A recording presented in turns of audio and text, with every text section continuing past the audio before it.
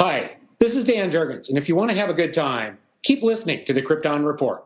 As a bird, as a plane. This is Jason J. Lewis, the voice of Superman on Justice League Action. This is Mark Wade, writer of Superman Birthright, and you're listening to The Krypton Report, the All Things Kryptonian podcast, including Superman and Supergirl. We discuss games, movies, cartoons, TV shows, and comics. Find us on Facebook, Instagram, YouTube, and Twitter. Welcome to the Krypton Report. This is a special episode as we're building towards the premiere of Superman and Lois, which I know that I'm super excited for, as well as James. And sadly, James, the Man of Steel, is not here with me tonight. Yeah, he's out saving the world like we're supposed to be doing, but you know, we can't all be as magnificent as James. So with today's topic, I thought I'd get another friend in. You're like, but who is it? Exactly. Who could it be? You've heard her before. She's been here once before. And I am welcoming back Kelly Getner from the Phoenix Sisters Cosplays to talk about Lois Lane. Welcome, Kelly. Thank you. Hi, everyone. Lois is near and dear to my heart, so I pretty much jumped at the chance to talk about her. She was one of the first comic ladies I fell in love with via Lois and Clark, The New Adventures of Superman. That was like my gateway drug to DC Comics. That and Batman the Animated Series. Kind of both got me really into DC Comics. So where Awesome. do you want to start with talking about Lois? Well, I think let's start first. You said that Lois and Clark was where you got, was that your first introduction to the character?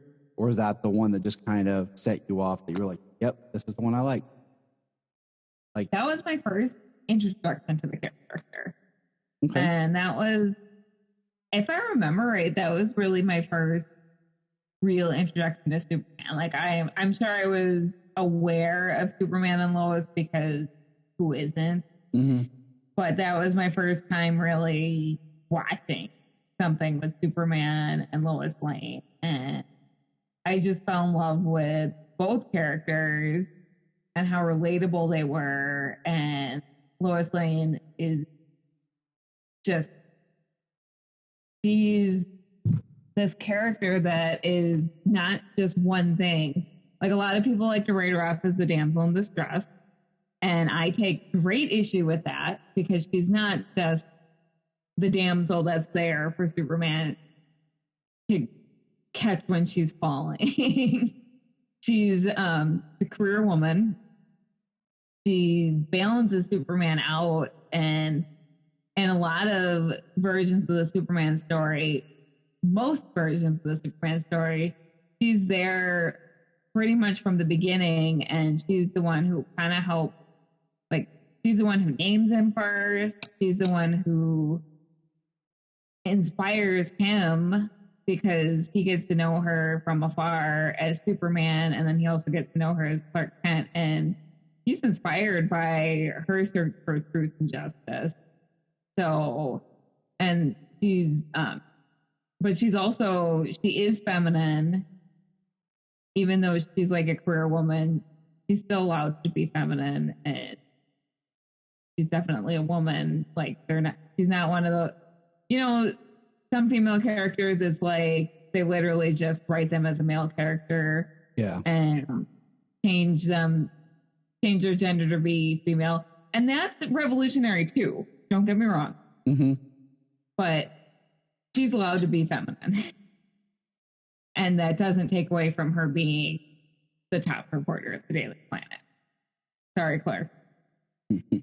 Oh, I agree. I think Clark is always number two. I think Lois is always on top, and I love the Lois Lane character more and more.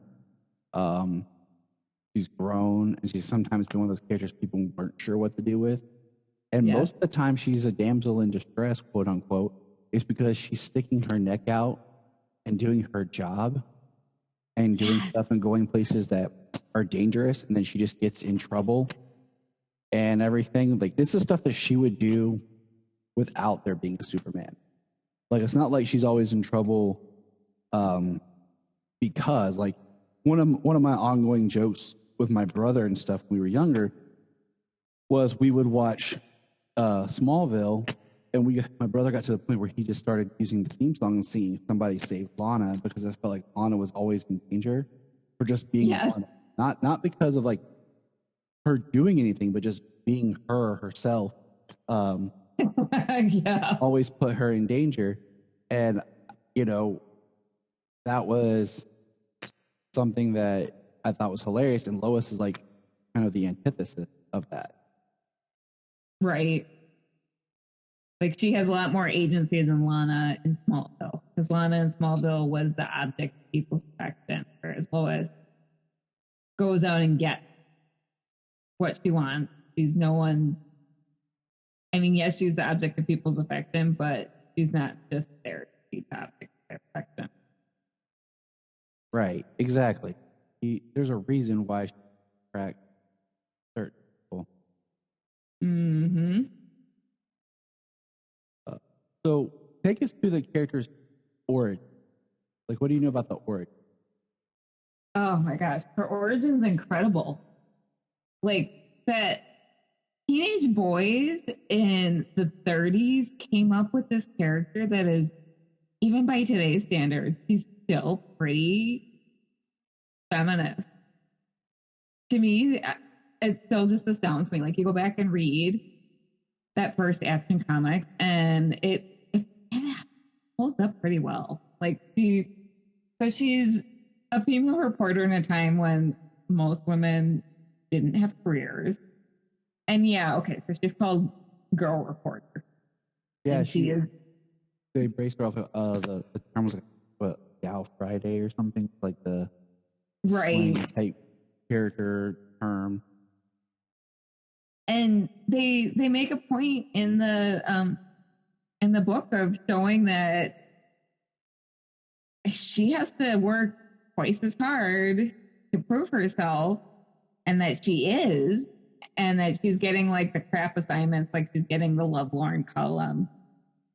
And then she's also has, like, there's one time when she and Clark are out and some guy comes along and trying to force her to dance, and that's what she basically like gets kidnapped after that. But basically Superman's like, she doesn't have to dance with you, she doesn't have to go anywhere with you that she doesn't want to. And Lois also is like standing up for herself, even back then, like way before the Me Too movement, way before any of that. Lois has agency, and she's willing to stand up for herself and say, hey, I'm not interested in you. And she's never one to just go along and be polite and nice and smile and look pretty. Now, did you know, maybe you did, that I am totally blank. Man, I suck. My book's over. I cannot grab. I'm totally blank right now. The original model for Lois Lane, the inspiration of the character, was a woman from Cleveland who Joel Schuster had an attraction to, who then became friends with Siegel and Schuster, that Jerry Siegel ended up marrying. Oh, I knew that. So, and it's wild. There is a letter, and I meant to grab this off my shelf, that's in the Action Comics 80th anniversary edition, that's written by their daughter. She was talking about how her mom was Lois Lane. Yes.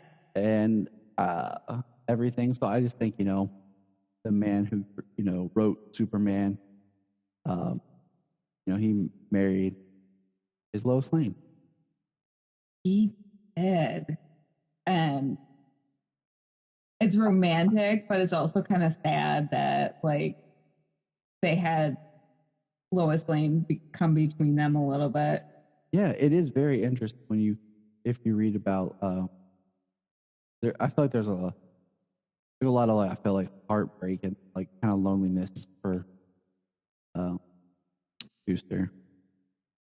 If you read about him more so than Jerry. He had his wife, and very powerful. But that's the origin of the character, and I think Lois is great.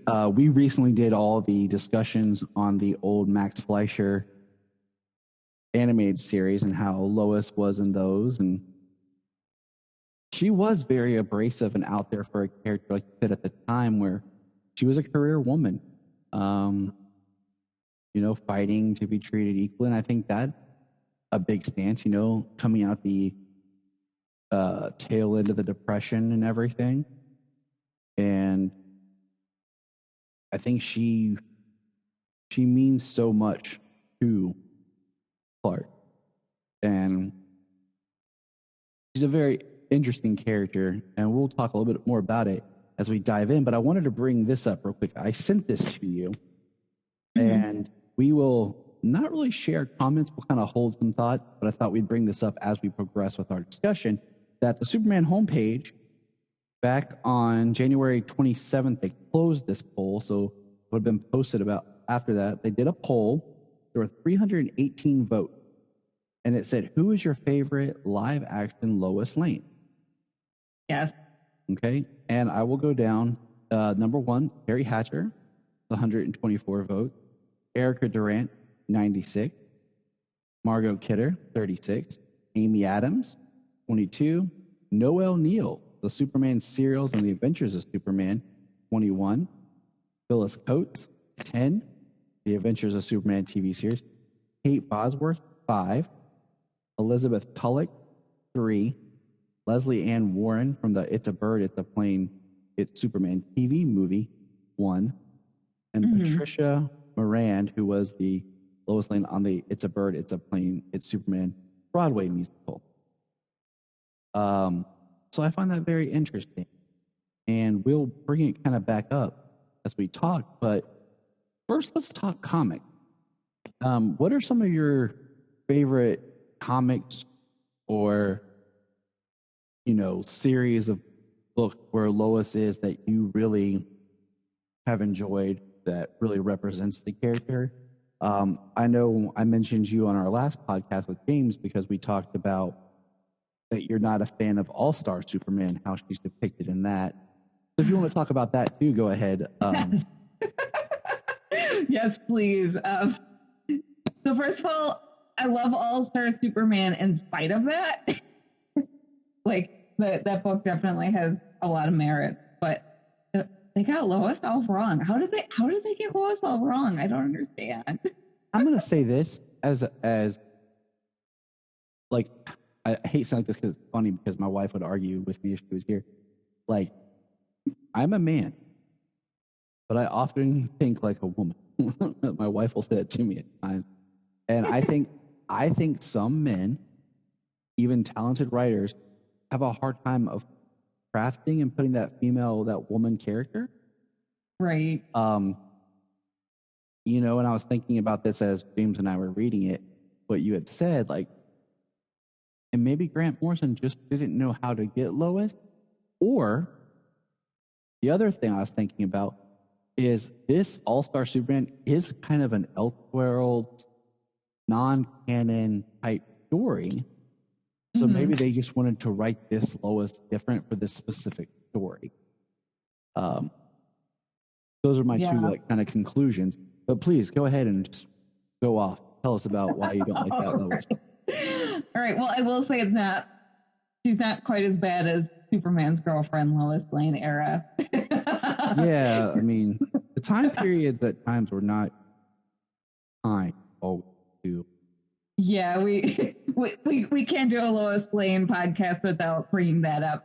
So I'll say that's the absolute bottom rung for Lois characterization. So we'll set the bar low there. Yeah. Because that was, sorry, I'm getting off on a tangent, but so just getting off on that tangent, Seduction of the Innocent came along, and that was that big lawsuit where they were like, oh, comics are, ruining kids. And so then the comics code was put into place, and comics basically were rewrote to this morality code, and I think that kind of reshaped how a lot of things were done, and comics got a little goofier. That's when I feel like they became kid book. They became kid book. Like they were always kind of more aimed at children, but then they became to the point where they were dumbed down. And even kids they don't need their stories dumbed down. Right. Like they need all age. It just kind of became more like that's when we start getting that's most famously, I guess, is like the Batman, like that would go on later to be like Batman 66 and stuff, is like the goofiness, the outrageous stories. And they had to make sure that Lois wasn't giving people dangerous ideas about what women should and shouldn't be. So she had to be after that happy homemaker life, and she had to show that women were conniving about getting men to marry them, I guess. I don't know. So yeah, I mean, it's really kind of creepy, like the way that very creepy. You go back and look at some of just the way they framed women's characters. I mean, even some characters, period, was just awkward. Superman in those stories came off as a dick too. Like, I can say that on your podcast. You're fine. No, but so that's the bottom rung for Lois characterization, and also Superman Lois is above that. But I almost see echoes of that version of Lois in it, where she's just kind of a little more bubble-headed and interested in Superman, but not Clark, and just blinded by her obsession with almost marrying Superman. And so like Superman tells her, "Oh, I'm Clark Kent," and she's like, "No, you're not. You're that's ridiculous. Clark Kent is," and then she totally insults Clark. And then then he makes her that super suit, and so they can spend the day together, and she can feel what it's like to have superpowers. And she spends half the time enjoying other men fighting for her affections, and no, Lois in any good characterization would not want any part of that. She doesn't want men fighting for her affection. But the Silver Age, Superman's girlfriend, Lois Lane, that's something that she would totally be all about. Yeah, I mean, I've known Lois, the character, from the live action point of view. It's, I had the Chris movies, when I was young, and I have tons of stories about. It wasn't until I was much older that I realized that Superman 1 and 2 were different. Because I just always kind of remember them in my mind as one movie. I forgot which happened in what. So that was kind of live action, and then start getting into the comics. But as a kid, we had Superman the animated series, and I think Dana Delaney's performance was probably the best iteration at the time of Lois. I mean, you had Lois and Clark as well, but I love the animated Lois. Dana Delaney is to Lois what Kevin Conroy is to Batman, in my opinion. Oh, amen. Totally. Dana Delaney was one of those actors that could have played a live action edition given the. Oh, yeah. I'm glad she didn't get that chance. I had a lovely revelation one day when I was watching the movie Tombstone with my father, and I realized that it was Dana Delaney in it. I hadn't seen it in years and just was watching it. And then I was like, holy crap. And he's like, what? Look at Lois Lane. He's like, what? What are you talking about? Stupid son of mine.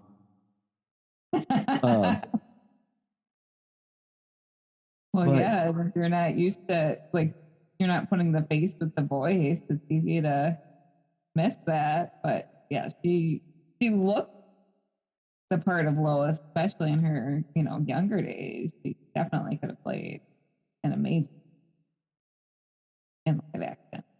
So I'm going to ask you one question. I don't want you to answer just yet. I want you to hold this thought. Mm-hmm. I want you to think, and we'll bring it at the end.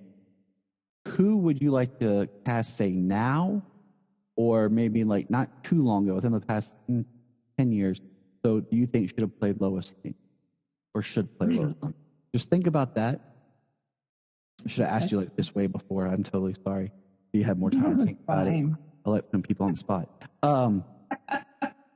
Then you get more honest answers. or you get the, can I just message you later and like add it in? But I think the comics have done very well. She's gotten several of her own series. I actually really want to read this most recent Lois Lane series, and I haven't got a chance to do it. Have you read it yet? No, I'm behind on comics. But I did read, so there was like I think it was a 2-parter, like just a little mini series that came out with the New 52, maybe. That was really good. I know which one you're talking about. I read that one. At the time, like I read everything I could get my hands. That was going to the library. Libraries are great, and people forget that libraries exist. I feel like, 'cause I'm always referencing, like, I just went and picked up all these trades at the library. And our library, even here, gets individual issued comic. So it's that's great. nice. So you can go and like, read too. It's hard to stay like on like completely caught up sometimes, but it definitely is a great resource to, if you just want to fill in the gaps in something, be able to dive into. Nice. Interlibrary loan is the best. That's how I filled in a lot of my reading gap. But I really do want to read the most recent Lois Lane. But I've heard it was really good. It was called like Lois Lane, Enemy of the People. Ooh. I need to get that one. So as far as comics goes, have you read any of like when they did the Rebirth, or the Superman? Was it? I always get the Lois and Clark right before Rebirth miniseries. Yes. So when they had John, and I read a little bit of that, and that's pretty good. And then the Super Sun stuff. I mean, I know that she's not the focus in that, but the Super Sun stuff is pretty good too. Like the fact that they were allowed to so DC doesn't like to let their characters grow up. So the fact that they allowed Lois and Superman to kind of grow up a little more and have a kid that was a preteen was pretty cool. I loved so Rebirth happened in 2016. And so like you have the end of 2015 into 2016 is when that Lois and Clark miniseries came out. You had Convergence in 2015. And that's the same year that Solomon was born. Oh, really? So to me, like I loved reading about Superman becoming a dad and then having a kid, because I'm like, I felt like, man, I connect even more now with this character. Awesome. And, and then John, of course, was, in most of it was like 8 or Right. 10, 8, 10, depending on when you fall in the books. And now Solomon's 6. And it's just, I don't know, it's like really cool. I really liked seeing Superman like that because I feel like as a character, like it's funny to me because Superman is the character that would be like the best dad and be like the best like partner, but yet he mainly works alone. Like he doesn't have really his sidekick. I feel like they take that away from him. So Right. I like the idea of Superboy and Superman working together. And I like that Superman, that era. Like, I really like the Rebirth era. And I liked seeing the dynamic of Clark and Lois as husband and wife. Yes. Because, like I've read a lot of 90s comics. I'm actually in the process of kind of trying to read some Golden Age straight through, which is going to take me forever, but whatever. So, it's like you read a lot of the older, like the Death of Superman, stuff like that, The Wedding. You have great Lois and Clark. Good stories. But, I've said before, like I had read comics, but not really like into, because it was hard to find. Because comic shops and stuff got harder to find around my area. And then when I started driving, I could go to shop. But when the New 52 happened, it was like one of those, the New 52 happened, there was a small shop right near my house. And then I discovered that the library had stuff. That's so nice. So I really got into, I was about, the New 52 was probably about a good year and a half into everything when we moved here, and I was able to just like absorb everything from the library and then, start getting stuff from the shop. And so I read all that, and it was cool in one sense because they were building a strong friendship of Lois and Clark in the New 52. But they hadn't got the romantic side yet. But then, when we got to the Rebirth, they brought in this history, and we got to see older, matured, married Lois and Clark. And I'm like, this I like. Because I feel like so many stories about these characters are like the start. And then we get into the story and they're like, let's take it back. And I want to see, their life together and them and how they work. And I hated when they did the Bendis took over and he did the whole age of John and like took him out of the story. Right. we can make a podcast about that. So I'm not as well versed in a lot of the Lois Lane comics as I'd like to be, but I find the character just as important to Superman. There's a reason why this man with all these powers and ability is madly in love with this Earth woman. Like, there's a reason that he is so drawn and attracted to her. And I think we'll just start it. We'll start at the beginning and kind of moving. Some of the stuff I want to say goes along with like interpretations and iterations of live action. So let's take it back. Running back to we'll start with Phyllis Coates. A little easier, but more linear, kind of like do that instead of like the no Neo Phyllis Coates, no, Right.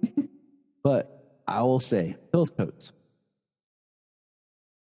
I have not watched that much stuff with her, a little bit, and she was okay. I think she served her purpose, but she wasn't as memorable. Right. I think she fit for the time. Like, she was that character, but a little bit like we were talking about, like she was trying to do more, but she still kind of fit into that time bubble. Right.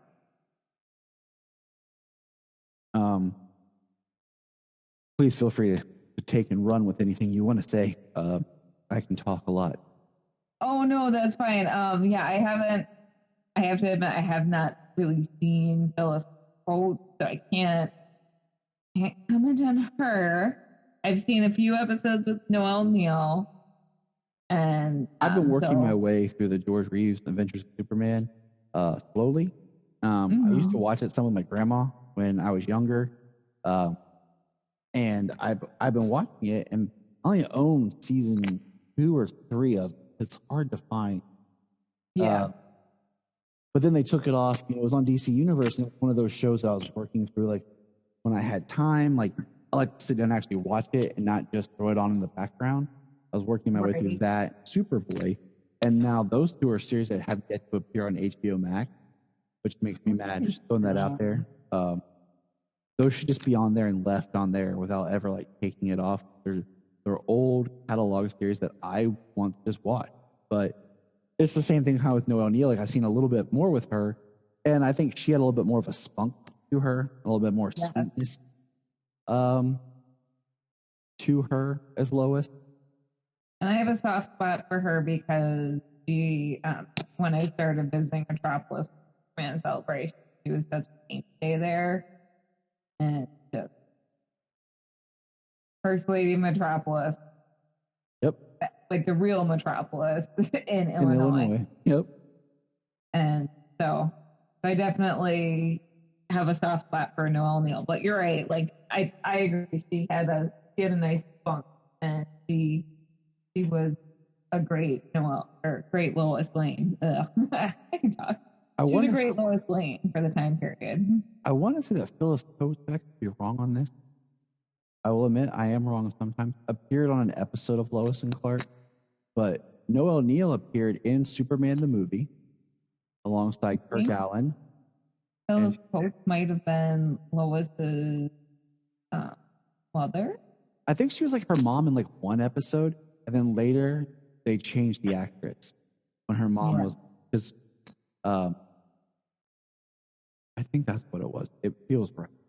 And then Noelle Neal made an appearance in Superman Returns as Gertrude, the old woman who signs her fortune to Lex Luthor. I love that that's such a tradition in the Superman property. I do too. It warms me that there's that connective tissue.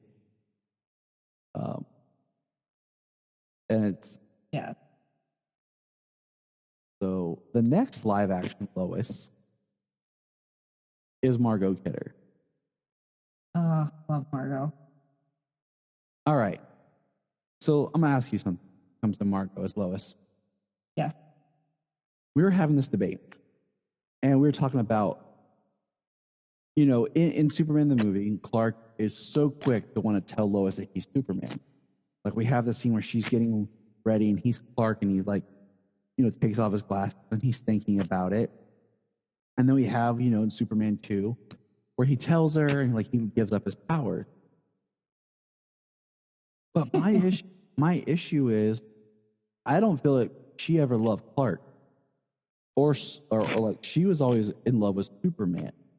I agree. I don't think she would have liked him when he gave up his power. Like I never felt that kind of relationship connection from the characters that she would have been invested in Clark as a person with no powers. Because, I think one thing that's interesting about, and we won't do this rabbit hole right now, is with Reeves' performance of how much different his Clark and Superman are, which is kind of great in the character, but really hard when you try to put the Lois connection in there, because she's seeing 2 distinctively different people and not really getting to experience as much of the real person. Oh, I totally agree. And Margot even has said about her performance that she made it a point to play it differently. So when she was with Superman, she was playing it as though she was Twitter pated, head over heels in love. And then with Clark, she was no nonsense, not interested. And I agree 100%, which that was one of the failings of the love story in those movies for me, because I don't know. I guess the way Lois and Clark did it was kind of the way I like it, where it's a love story, or it's a love triangle built for 2, but at the end of the day, Clark Kent is a big part of who he is. And I mean, I agree. We've had this whole discussion about the extent of the Clark Kent persona, of how far and how much you make it. I think Chris's performance is great as Clark. But on one side, I think it's a little much, because the idea is to like blend in and kind of, you don't want people to think that you're Superman, but if you're too far one way, you're in people's minds consciously, like because you're standing out in a different way. So they're going to keep you in their mind, like, oh, Clark this, yeah, he wouldn't, but they're still thinking about you all the time, instead of you're just kind of like there and like a passing by, like, hey, kind of person that someone just waves to, and there you go. They're going to kind of keep you like, oh, that Clark, like you're always going to be in their consciousness. And then eventually, they start to doubt, like, can anyone really be that clumsy? Can anyone really be that? Yeah, that much. That's a good point. So I just throw that out there. But it's weird because like Margot in the first film is okay. Mm-hmm. She's not my favorite Lois. But That's I always try to look at things of like the time they came out. Yes. Like, and where the character was. And what it kind of represents, like what's her point in all this? Like, is she just his love interest, as or his friend? So the next live action Lois is probably, like you said, and like for me, like this was the first one I connected with the most, and that's Terry Hatcher on Lois Clark. Yes. And I think her Lois is great. Oh yeah, fantastic. So many layers. I mean, the way they introduce her at the beginning, she comes in dressed like a man, off the street. They introduce her in a such non-sexualized female way. Yep. And we have the scenes of her like at home kind of crying and eating ice cream, but then we have the scenes of her being, at work being tough, and then like charming Lex. And they found a really good way of capturing her in all her dimension. Yes, that's why I love that character so much, because she's allowed to be everything, whole range of emotions. I loved it because in that show, you really got to see her fall in love with Clark and Superman. And it's in the episode after Clark proposes to her, when she says to him, spoilers, but who's asking, Clark or Superman? And then he talks to her. He's like, I wanted you to love me first, before the other part. Like, and I think that's a big deal. For Clark is like, he's like, I want you to like love me before you understand that I'm also Superman. Before you fall in, because you don't want someone just to love you because you are Superman. Right. One of my favorite things in that show is just their relationship, period, of how they're friends, and she picks on him and he takes it, but then he also kind of shows her up at times, and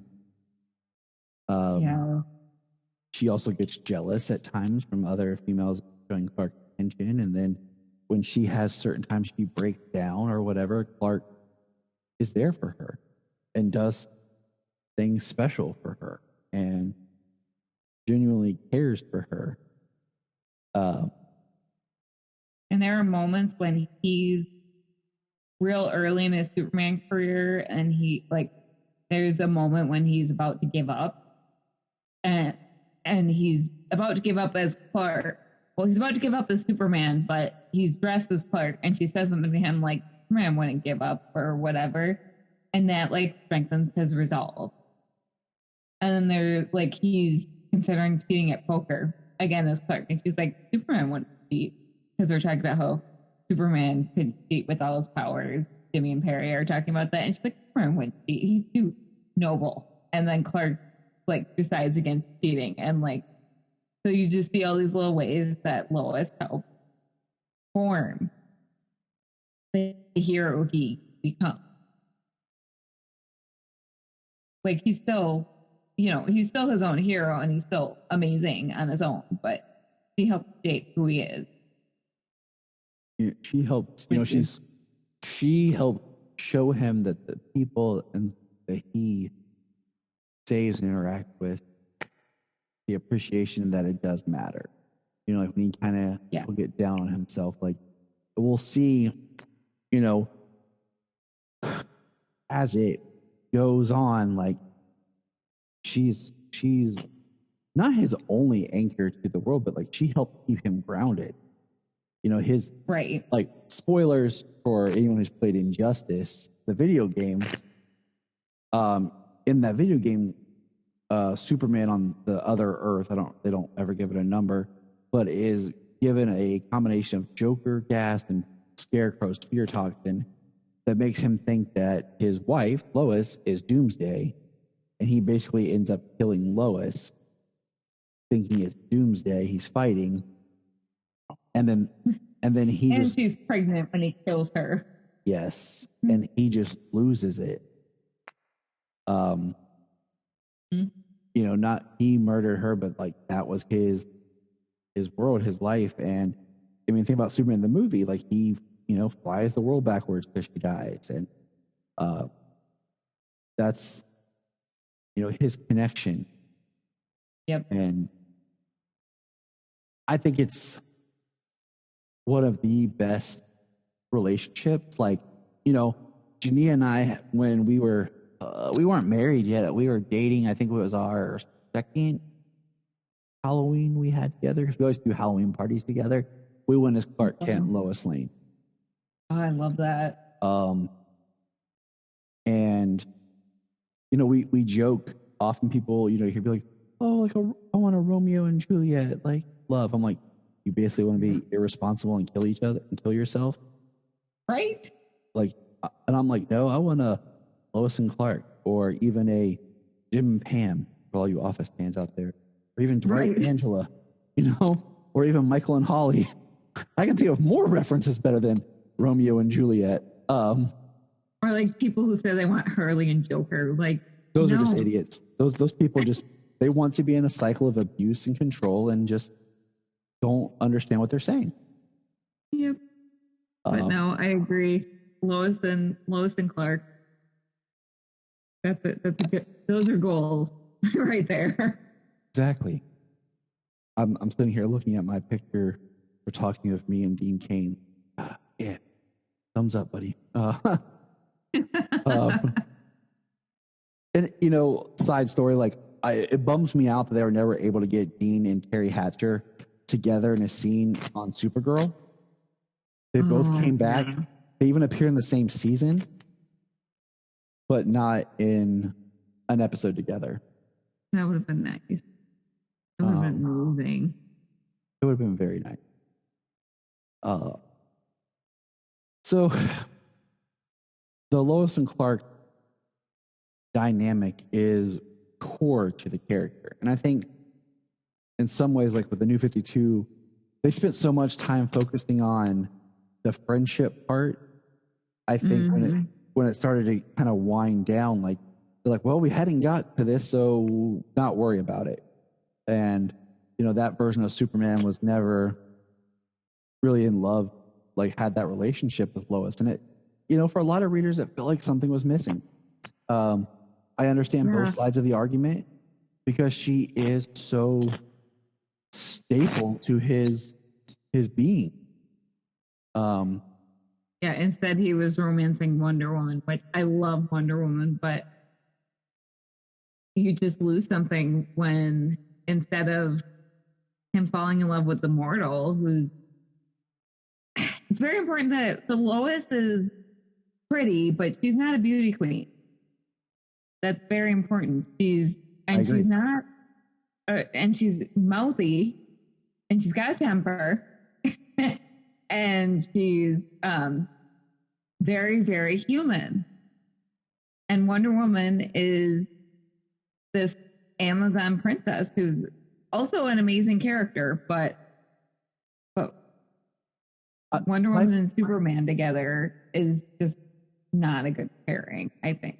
I like the dynamic of Wonder Woman Superman relationship. Like, have you watched the Death of Superman animated film? Yes, that was really well done. So in that continuity, we have Justice League War, where they kind of meet, and there's this little flirtation between Superman and Wonder Woman, and then it's in the sequel, Justice League Thrones of Atlantis, that they get together. But I like when we get to the Death of Superman, how that's addressed. And they don't forget that they did it, but like there's the references where it didn't work out. Because I could see them being attracted to each other. Like, oh, yeah. They're both so powerful. And there's that aspect of like feeling alone and all that. But I like how Clark admits to himself and that, like, everyone else sees it and everything, that he's in love with Lois. And I really liked the fact that they got a husband and wife team voice Lois and Clark in the Death of Superman and then Reign of the Superman. Yeah, that voice casting was amazing, and they did it really well. Where Diana and Lois had their like bonding moment, and Diana was a friend to Clark, and it was just like, look, we didn't work out romantically, but I still care about you. Exactly.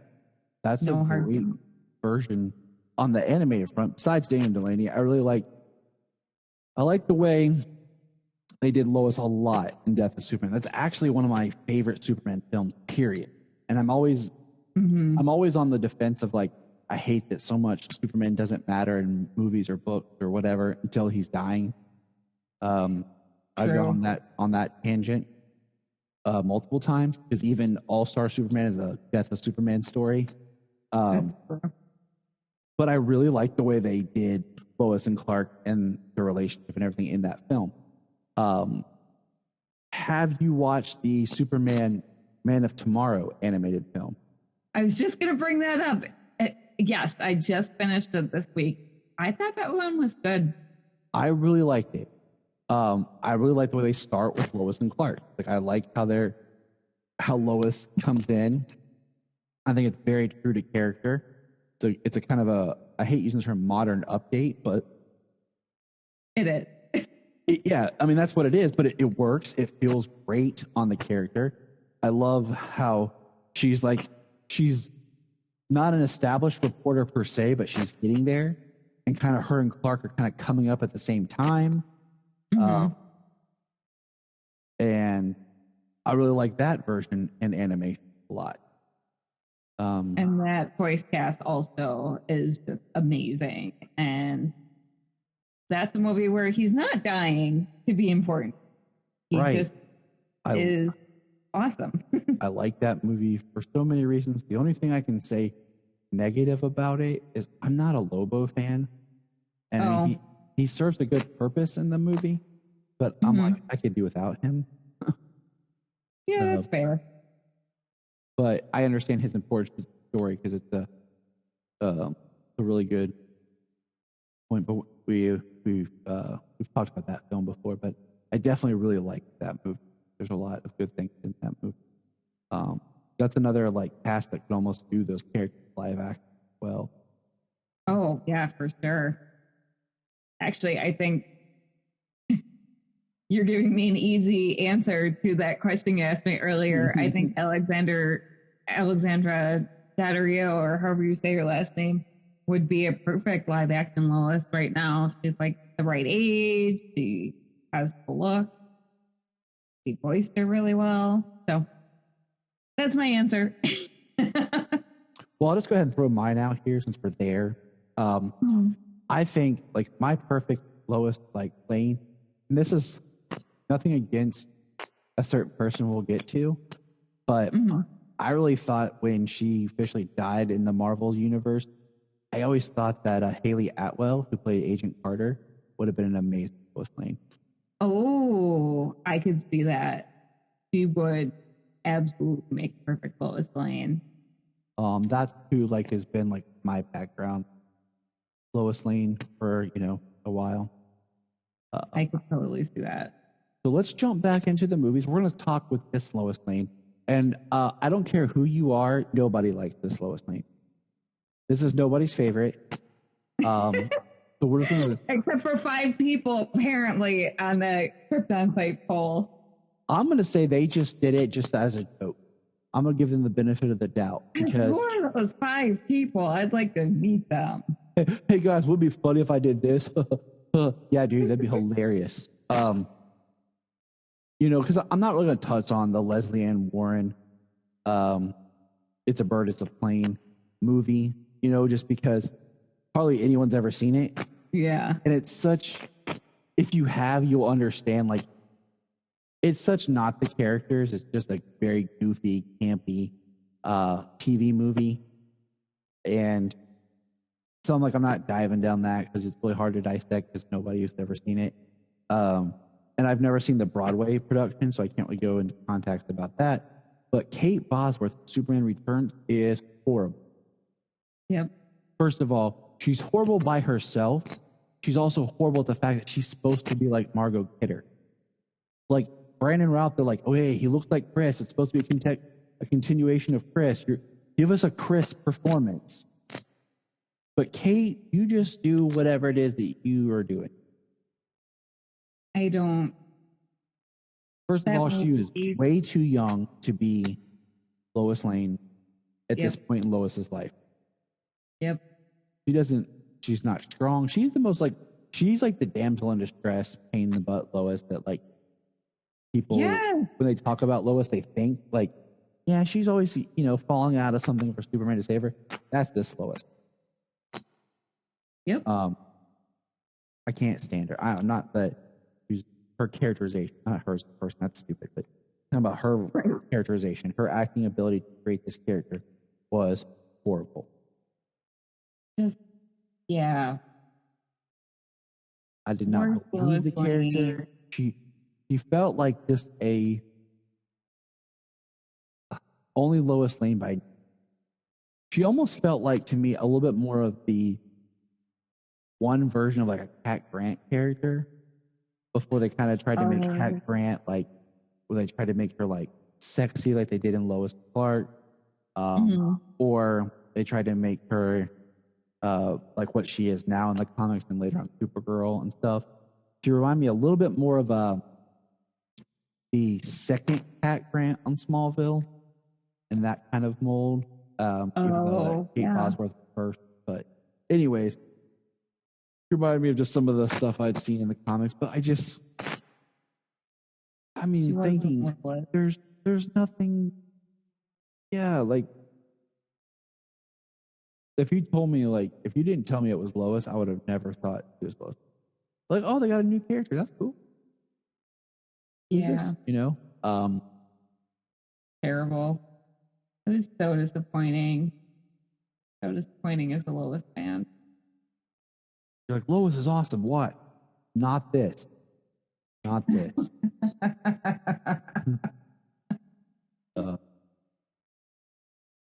Palette cleanser, though. Now we get to move on to Erica Durant, who. So Okay, so Smallville had so many stupid rules. Yeah. That at first they couldn't let her do anything Lois like at all, but in spite of that, she is an amazing Lois. Spoilers. Erica Durant's my favorite. Yeah, mine too. Favorite live action. Yeah.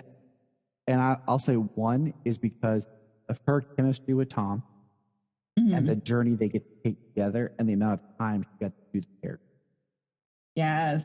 You go to those early episodes, like when she first shows up, it probably because she was blonde. I know. And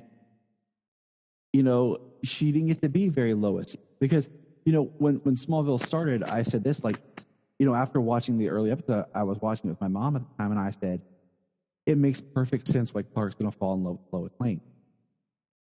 Mm-hmm. I'm like, his best friend and the girl that's his friend that he loves, you put them together, and that's Lois. Yep.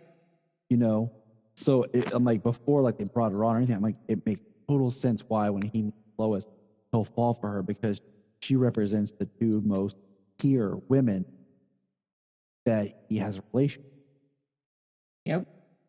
And then when they brought her in, was like, oh wow, okay. And then she just kept popping up, and and you get to see her and like Clark and develop their friendship and all this, and then it's not till really season 8 that she gets to be Lois.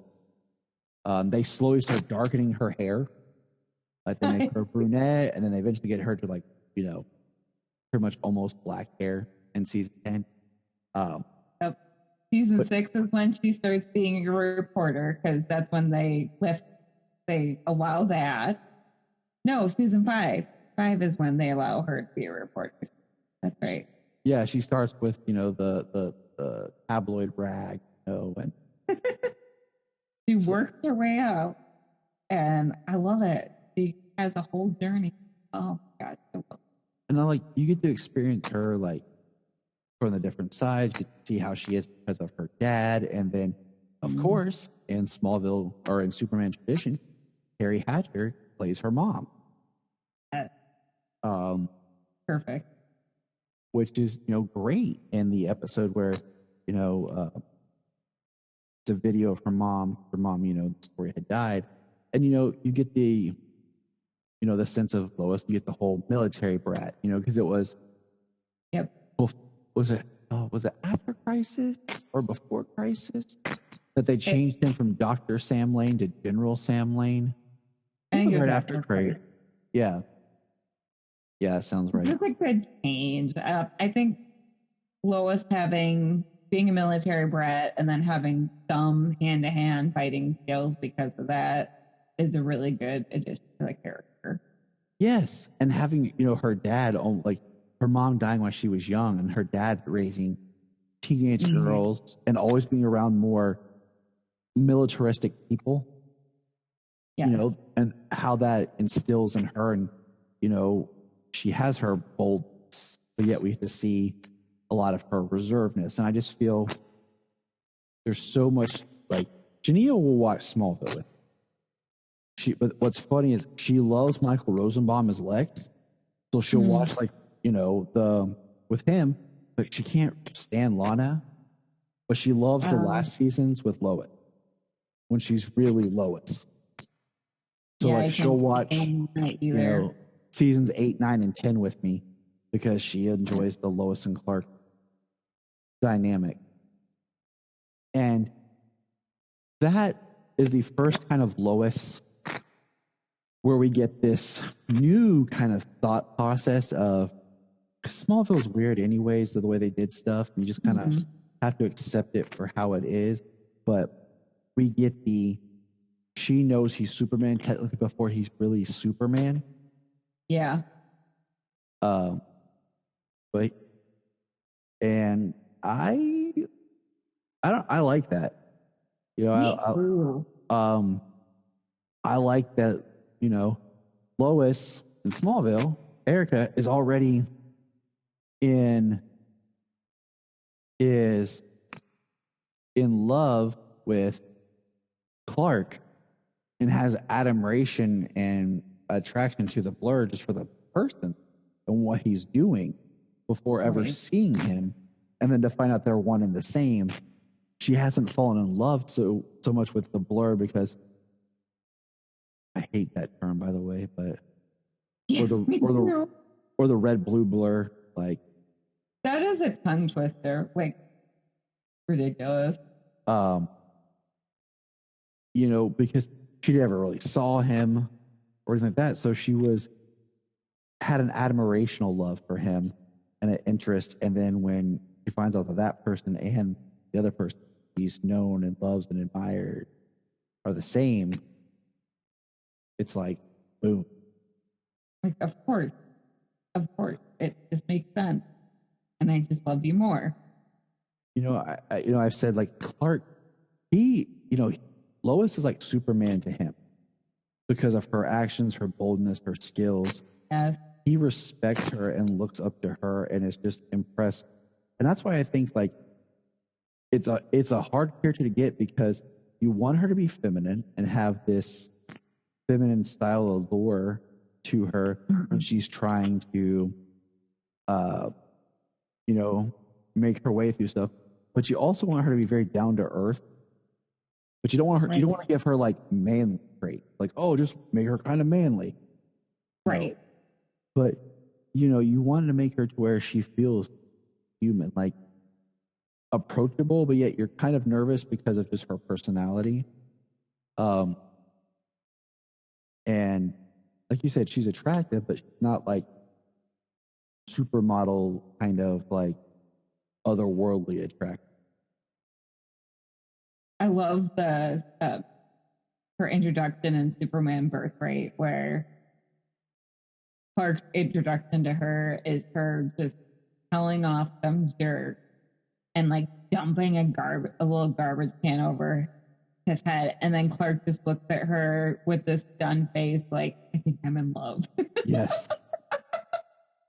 And that to me is like, that's one of my favorite Lois Lane comic book incarnations is Birthright. Like Mark Waid is an author that can definitely write a good Lois Lane.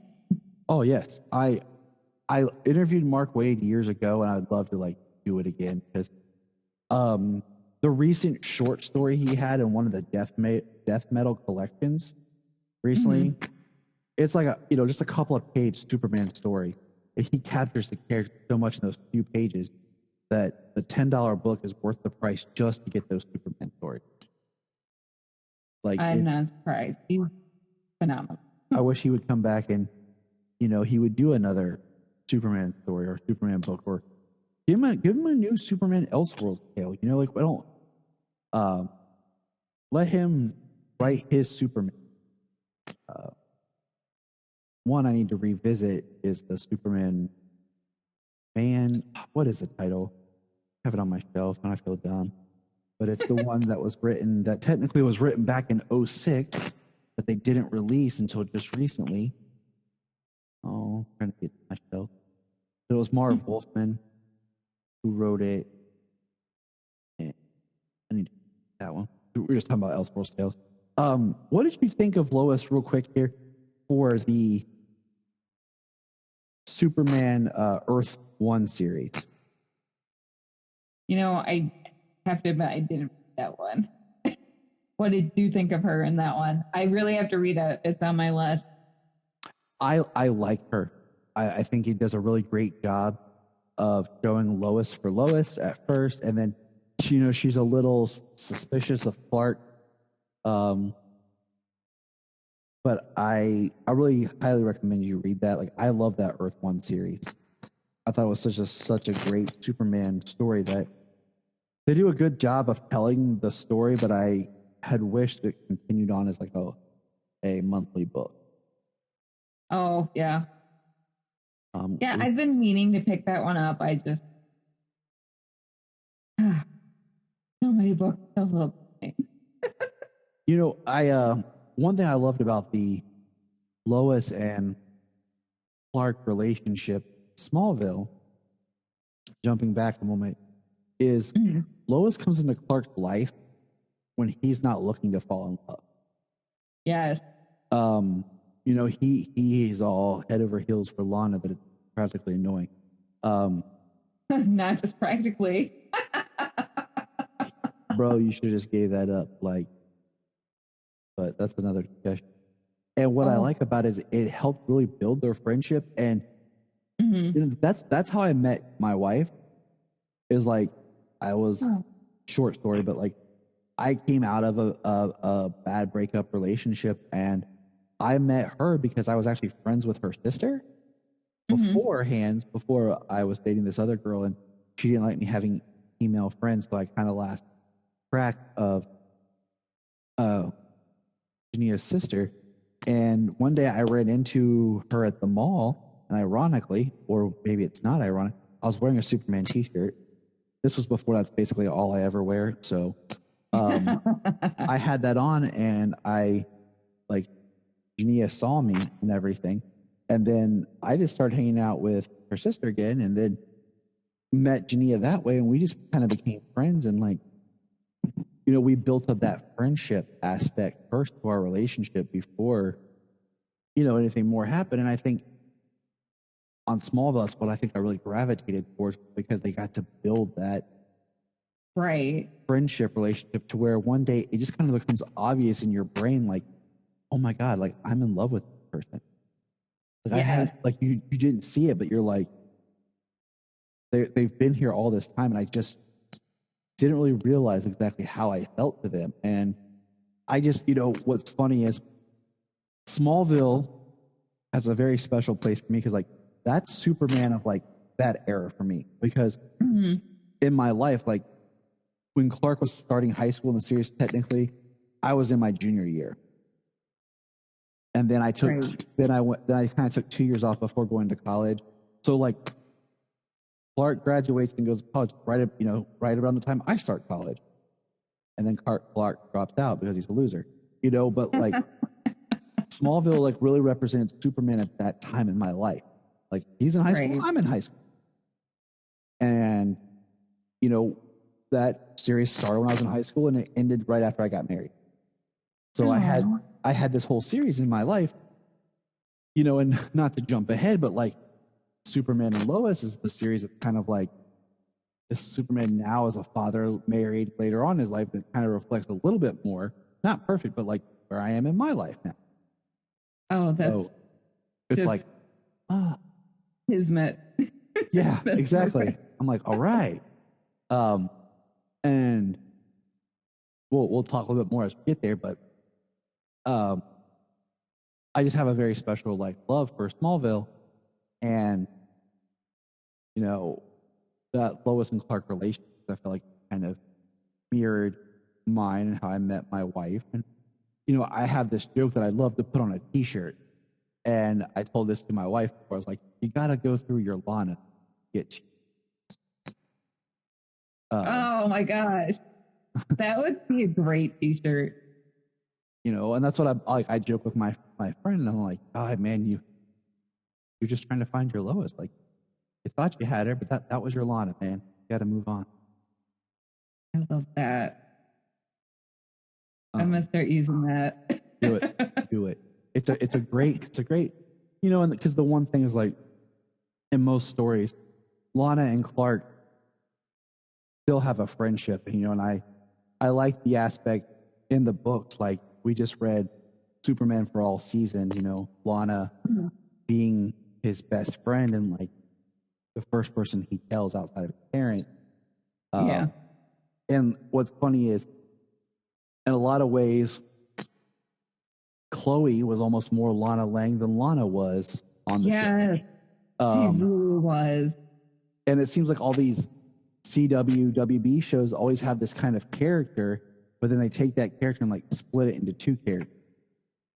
They create, we can't just have one version of the show. We have to two versions or more of this character, or this idea.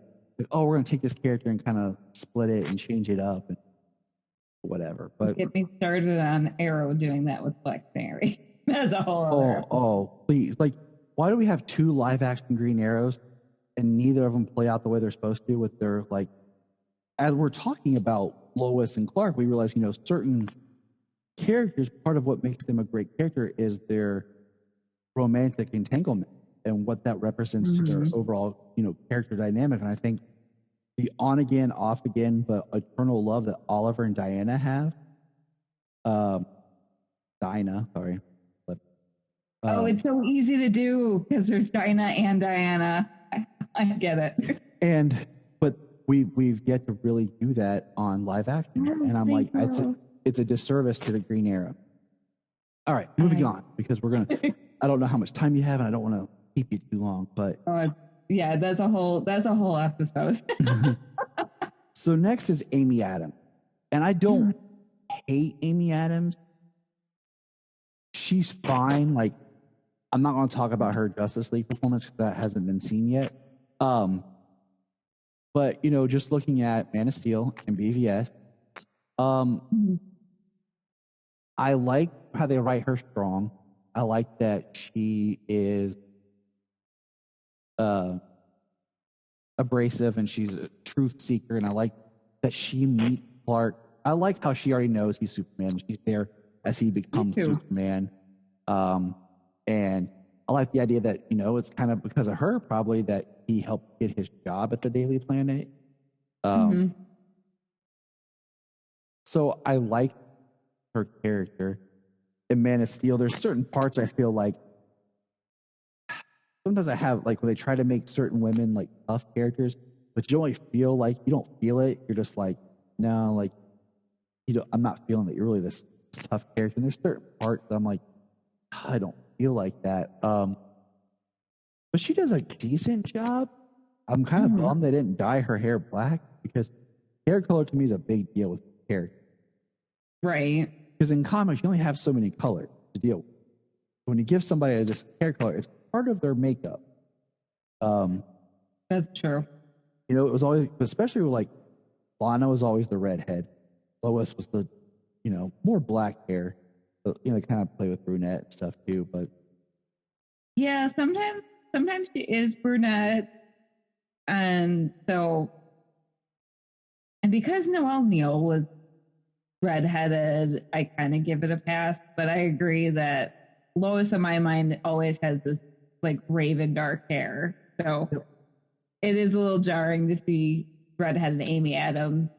But like acting wise, I think she did really well with the character, and I really liked how she portrayed her. But looks wise, it was a little jarring to not have a brunette Lois. she played her very serious, and I like that Clark. Like in the first movie, I feel like they're building that kind of friendship and trust. He's falling in interest to her. But it kind of feels weird when he kisses her, like in the middle of all this destruction. Like, dude, hold off. Yeah, that was weird. It felt like it was one of those things like, oh, they'll do it. And I'm like, in the editing room, I've been like, let's get rid of it. But, there's certain parts I like how she's trying to help. She's involved. Like, she's just not on the out. I like that she's older than him, because they kind of do that in Smallville with Erica. Like, she's a little older than Clark. And with Amy Adams, like, she's older than Clark.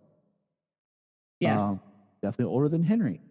And I like that because it's he's so often the reverse of that, where you have this like 40-year-old man and they're like, okay, we're going to pair you up. She's just, put some makeup on her. She's 21, but we'll pretend like she's older and act. Yep. She's 21, and then we're going to pretend like you guys grew up together and are the same age. Yep. And you're just like, look, I know I'm not the sharpest tool in the shed, but this doesn't play out right. Yep. But she's not horrible. Like, she's good. She's just not my favorite. And I think part is, we've gotten 2 performances out of her, and, we see her interact with Perry. And I think it's interesting how Perry has such a soft spot for Lois in those films, but he like always had a little bit more just frustration with Clark. And I like I said, I like her as Lois, but I'm just not like, I'm not 100% sold. Like, I just feel like you're doing good, but there could be someone better who could do it. Well, and it's hard because there have been so many other Loises, and you and I both already have our favorite. So, like, we're going into the character with baggage. Exactly. You have that, I think, you have that with like a lot of these characters. And it's tough, but I think Amy Adams does a really good job in Man of Steel, and she does a good job in BVS. A couple of times where she's almost annoying, but not like in the good, like, oh, she's annoying, but I like what she's doing, but like more like you're just kind of annoying. So Right. it's an interesting take on the character. But it worked because they don't try to like really sexualize. Like she goes back to just being like, I believe her. Like I believe that this woman does that she does for a living, and where Mhm. you know, I can see why Clark would be interested in her. Yes. Which brings us to kind of the catalyst of why we. Oh wait, there's one more thing I was going to say. What I love about their relationship and BVS is, you know, I pull this. I know I keep talking about my wife, but you know what? It's my podcast, and I'm going to. That's fine. I pulled a thing on there, and I was like, you know, like we kind of say like I love you a lot, like, and I'm like I never get tired of saying it or hearing it. And I told her, like, she said to me, she's like, I love you. You know, like describing like when I say that to you, like this is everything that I feel when I say it. And I was like, when I say love, it's like I'm saying it as I'm about to grab the spear and fly off the back at my death. She's like, yeah, I feel you. Exactly. And you know, it encapsulates in that film how Clark, like, he loves Lois, like, but yet he's gonna do what's right. He's gonna, you know, he's sacrificing his life and his love for her to go kill. Yes. And it shows, you know, how much she means to him, and it just shows like the importance of their relationship in his life too. And her friendship, her bonding with Martha afterwards, and the one thing I liked about Joss Whedon's Justice League was the scenes with Martha and Lois. Those like tugged at my heart. The one that got me was in the Death of Superman animated film, where Lois goes to talk to Martha and Jonathan, but they don't know yet that she knows. Oh, And she's like explaining in like cracks, and basically starts talking to someone who knows who he really was, starts breaking down, and like then they realize she knows who he was. Like that is such a great, like it is such a great scene, and it got me. And I'm like, dang, for like this movie and animation to get me like the way it did, I'm like, that's really good. yeah. That was a really well done scene. So, all right, so here's where we're going. Superman and Lois, the TV series, is about to premiere here soon. I cannot wait. I am excited. Every trailer looks amazing. It's like I said, like it's like the Superman that kind of feels like it's part of who I am now.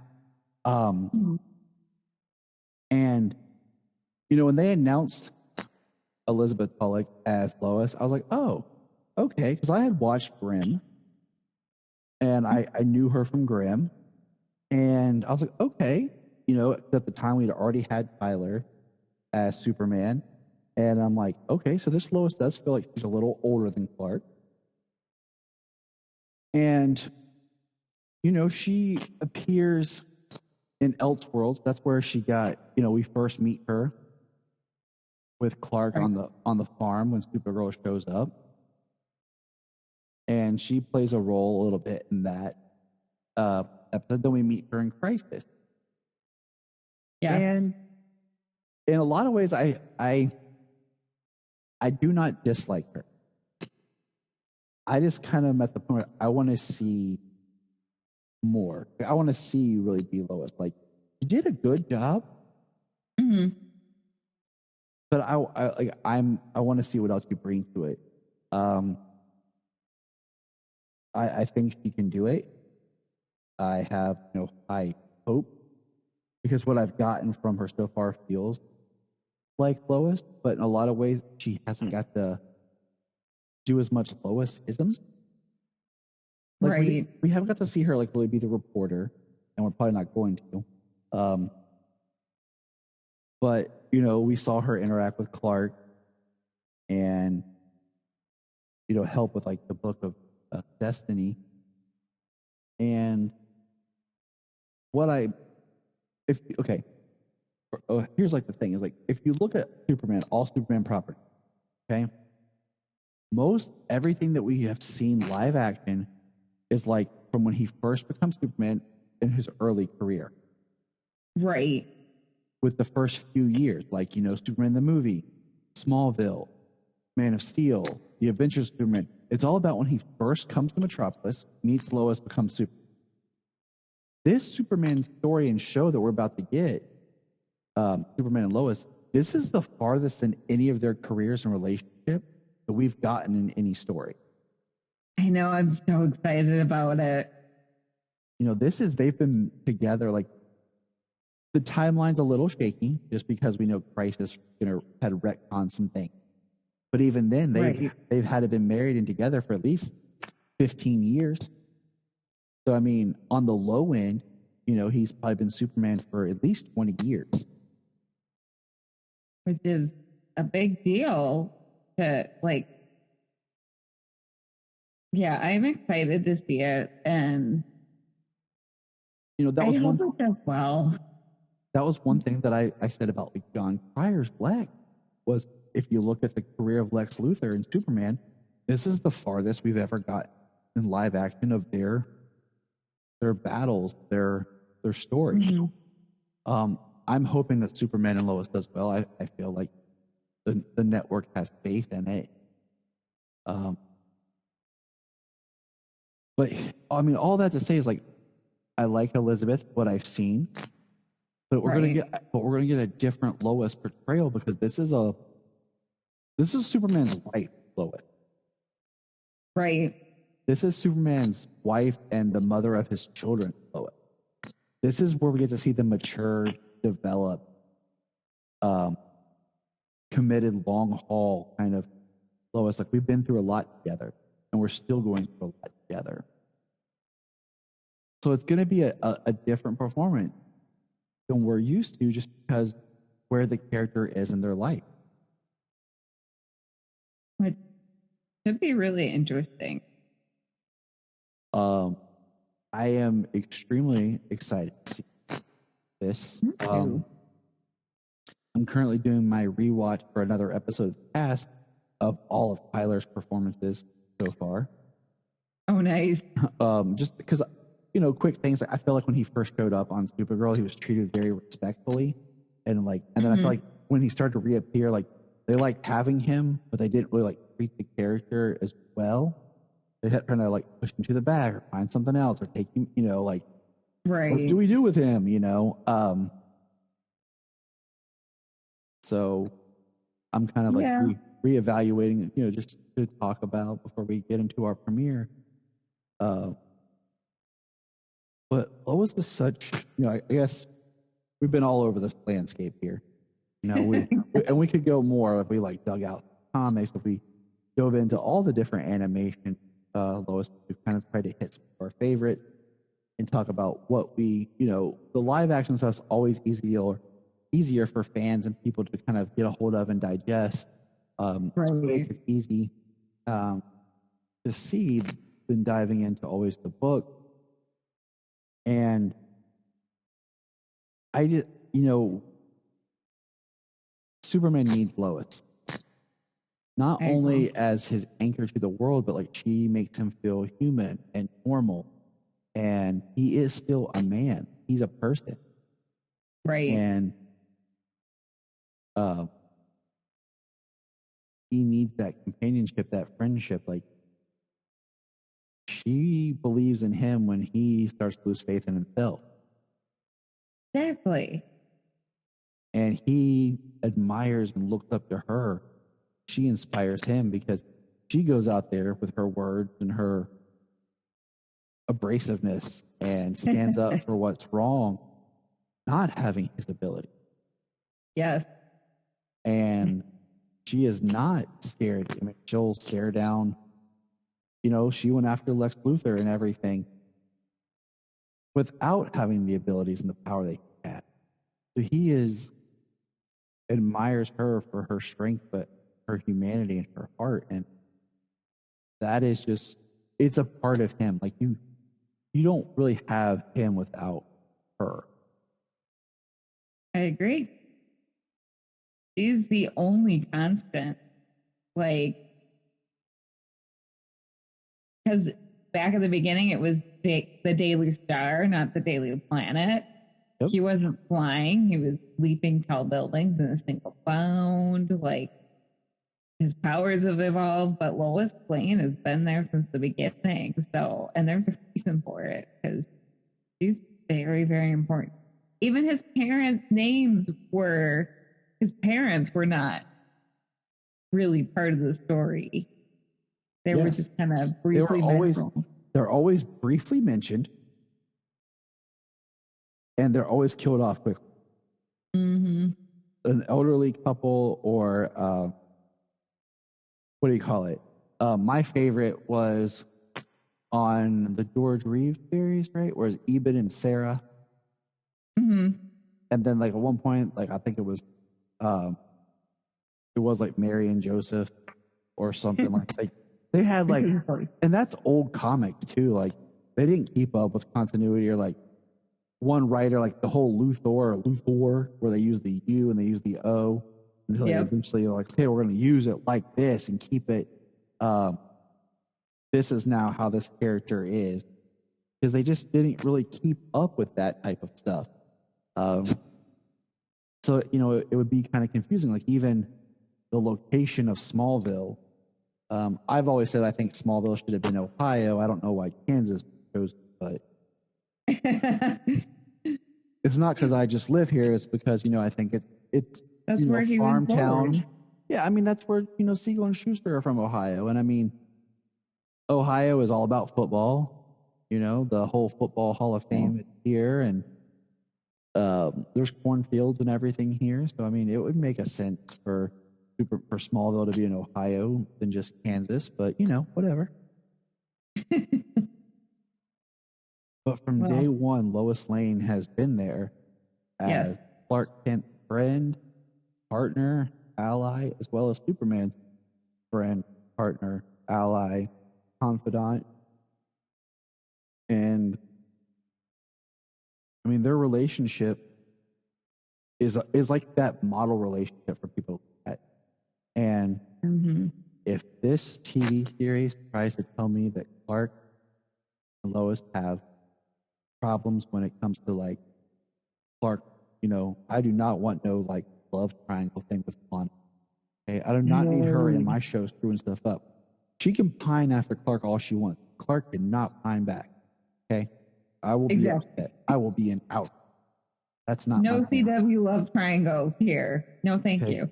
That's not the story we're telling. Okay. Aren't there kids teenagers in this one? Yep. Or like, so their kids can have love triangles. Yeah, their kids are gonna be friends with Lana's daughter. So let both of Clark's kids, like, chase after Lana's daughter. Like, that's cool. Like, I really feel like this show, in a way, it's going to be kind of like the spiritual sequel to Smallville and Lois and Clark. Yeah. And, like, we're going to get these Smallville elements with the children, because one of them is supposed to develop powers, you know, yada, yada. But we're going to get, like, where Lois and Clark wanted to go with the parent. So we're getting this Superman show from a completely new perspective and angle. And that's what I'm so excited about. It's not just up Superman again. Like, it's we haven't seen before. So exciting. Like I said, DC, and not just DC, but DC is so reluctant to let its heroes grow up and to tell stories of its heroes as parents and at different stages of their life beyond being in their, like, mid-20s and just starting out. And the different stages of life are interesting too. Thank you very much. Right. Exactly. Like, you know, like, I like in Superman the movie, like, he appears as Superman at 30 years old. And Batman Begins, like, he comes as Batman when he's 29, 30 years old. He's in a different season of life, and that's okay. Like, to tell those stories, like, that was one thing that, like, excited me when Black Lightning first came out. Like, I was like, this is a show about a older, I hate saying old, okay, but like a more experienced man as a hero who's been doing this, but now we jump ahead in his life. He has children, and how does that affect him as a father and as a husband, and a superhero? And that was one thing I liked about when they put Ben Affleck as Batman was the idea of an older Batman who's been doing this, not the one who just started. It's fun to take those stories where we get to learn about their past histories without having to always start from the beginning. Exactly. Like we know where they started by now. We know. So let's tell the next stage of their life. And you can always do flashback stuff to tell us like fun little quirky stories about how they met, his disguise, you know. And I think it's fun when Lois is in on it because she gets to help hide his identity. Yes. Those make for some fun scenes. You know, like he has an ally in like everything. It's not just him ditching and disappearing. Right. So I think Lois is a character that can be written cynically, and I think people have done it, and I don't like that. But I think she wants to believe more in hope, truth, and justice more than anyone, but she's guarded because she knows how easily things can look, and people lie and hide the facts, and that's why she's who she is. Ooh, what a conversation. Lois Lane. Yes. Well, Kelly, I'm glad we got this time to chat again. Like we had talked about before, like, man, we could keep talking, and I feel like we could keep talking. Oh, we definitely could, but no, I think I think you have a long enough episode to edit. I think we'll do good. I like the rawness. But what are your favorite Lois moments, listeners? Like, what Lois do you like? What do you resonate about the character? What do you not like about the character? Tell me how much you don't like Kate Bosworth's performance. You know where to reach out to us. Kelly, where can people connect with you? Or if you like Kate Bosworth's performance, please identify yourself. We promise not to mock you. I really want to hear your argument. If you can make me a convincing argument of why you think she was good, I will listen non-judgmentally. I just want to hear if you actually can say it. Yep. Without being like, kidding. I'd be curious to hear that too. But where can people hear you or find you online? Phoenix Sisters Cosplay on YouTube, Instagram, and Facebook. Drunk Comics on Facebook and Instagram. The Drunk Comic is just rolled into my YouTube, though. All right. Well, we look forward to seeing your Drunk Comics episodes. And whenever you want to come back on, if you have a thought, please come back and talk. It's always nice to get new perspectives, new thoughts, new insights to the characters that we love and enjoy. And, my mom's eye, we worship. So, Well, thank you so much for having me. This has been fun, and I will definitely be back. Both a threat and a promise. Look up in the sky.